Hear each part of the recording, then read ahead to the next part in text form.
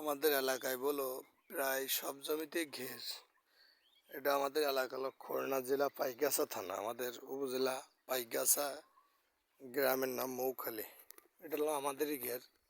আমি আমার ঘেরের পাড়ে দাঁড়িয়ে রয়েছি। আমার বাসা ভাড়াটা ভাঙাচোরা, বুঝছেন? সবাই বাসা দেখে কমেন্ট করবেন না, ভাই আপনার ঘেরের বাসা এমন ভাঙা কেন।